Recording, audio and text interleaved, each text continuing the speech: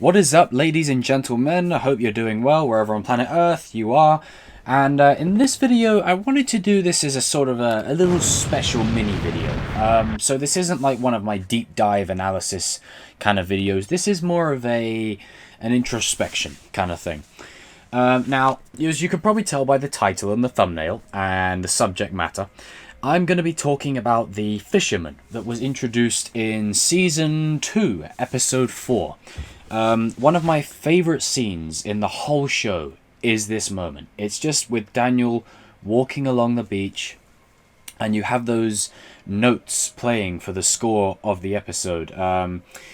They're sort of like, I call them the Miyagi notes. So you know how like in the Karate Kid movies you had that certain score for Miyagi, and they reference it in the Cobra Kai series in little snippets. So when the camera pans across the car that Miyagi gave to Daniel, you hear the notes when Daniel sees the fisherman resembling Miyagi. You hear it then. And then as Daniel walks off, the notes play.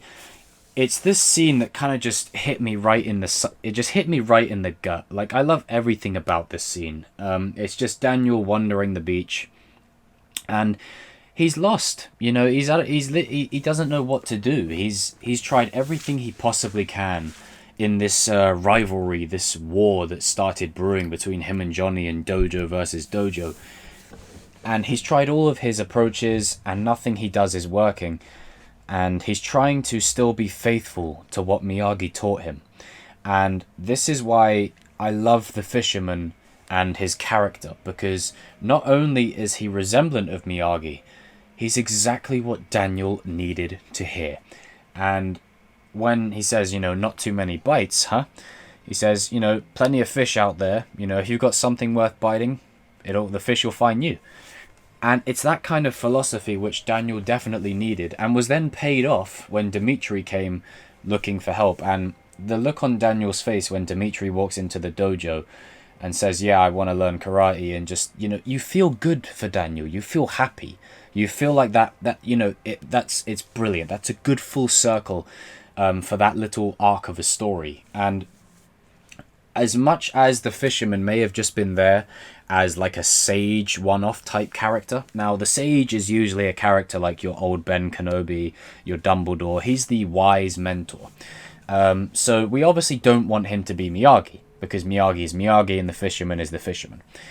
But I would not be against the Fisherman returning in some kind of recurring role, or just returning again in some way, shape or form, to instill wisdom to other people.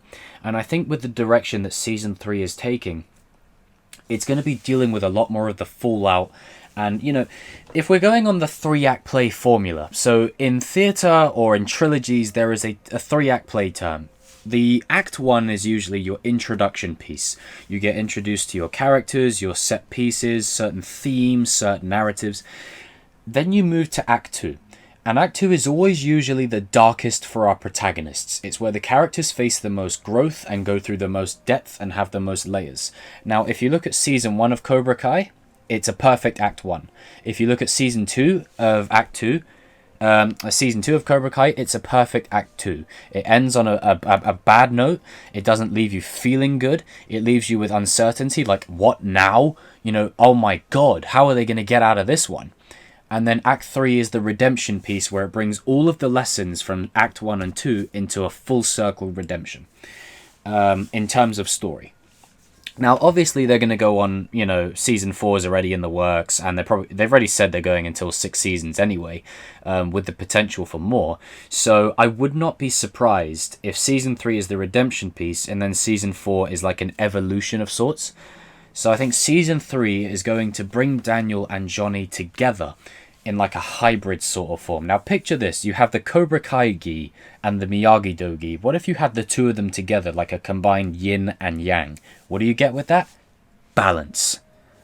Perfect balance. You have Johnny, you have Daniel, you have the mixture of both worlds, and it would work so well. And I think a character like the Fisherman is absolutely needed, because within those few seconds of talking to Daniel, you know, and admittedly, I know we all root for Johnny. Johnny's the man. But, you know, in that moment where Daniel's wandering on the beach and the Miyagi music is playing, you can't help but feel for the guy. You know, you can't help but feel a little bit, you know, oh man, someone give him a hug. You know, he just looks so lost. He looks so out of his element. And he spends season 2 trying to be sort of like how Miyagi was to him. And Amanda even says to him, you don't have to be Mr. Miyagi. You just have to be you. And when he believes in himself, he gets the best out of his students. And it's that kind of idea, which I think in season 3 they really want to drive home more, especially because Johnny and Daniel will just be a mess. They'll, you know, after all the fallout of everything that happened, them two have a lot of healing to do. So characters like the Fisherman, you know, I think we would all welcome them back with open arms. And in just this one scene, you know, I watched the scene before I did this video.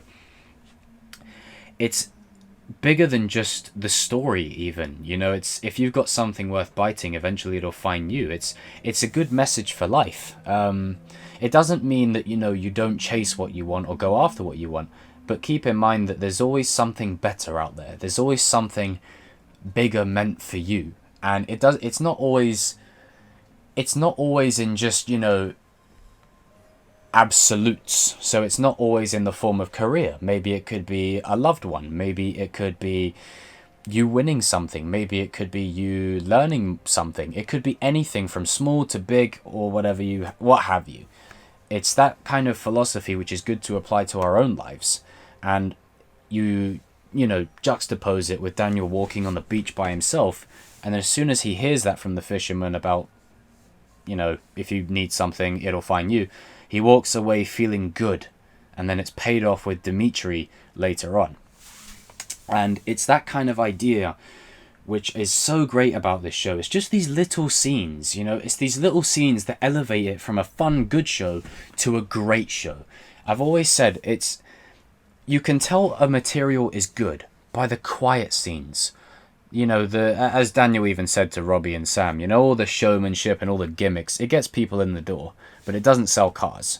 You know, I mean, as much as the fight scenes in this show are cool, as much as the action is awesome, some of my favorite scenes are just when characters reflect.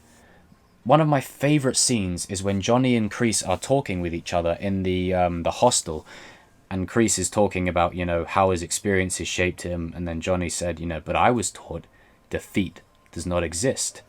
And when Kreese said, you know, I'm a broken man and all that. And to be honest, I actually do believe Kreese was telling the truth in that particular scene. I think that was one time Kreese was actually being honest. And he did look somewhat relieved that Johnny allowed him to be with him again. Now, obviously, his ulterior motives sort of, you know, came full circle, but that's just as Kreese does. But in regards to this scene, it's just one of them scenes where I can rewatch and just enjoy it. And that's one thing this show does brilliantly, is it takes the time to really listen to these characters and really elevate their stories to another level. As far as you guys, what did you think of this scene? Would you like the Fisherman to return? What did you get out of the scene? Is this one of your favorite scenes in the show? What are some of your favorite scenes in the show? Are there any particular videos you'd like me to do? Are there any topics you want me to cover? Any characters? Where I think the show could go? What have been some of your best moments thus far? Because as I always say, the conversation starts here but carries on down there, and community is such a big deal for me. I really appreciate all the kind words that people have been giving out to me in the comments, and I really appreciate all the support. I cannot thank you guys enough. And obviously, for my other fans who aren't here just for Cobra Kai, they may be here for Star Wars or Marvel or whatever. You know, we've got more news coming through about Marvel soon, so I'm looking forward to getting on that. And then we've also got The Mandalorian just around the corner for you Star Wars fanboys and fangirls. So I'm excited to talk about that a little bit more. But yeah, in terms of Cobra Kai, I'm excited for Season 3. January can't come soon enough. And it is a shame that we don't get it weekly. Like most shows, we'll probably all binge it within a day and we'll be counting down till Season 4 again. But I suppose the difference is this time, you know, we weren't waiting even longer for Season 4 than we were Season 3. It feels like it's been forever.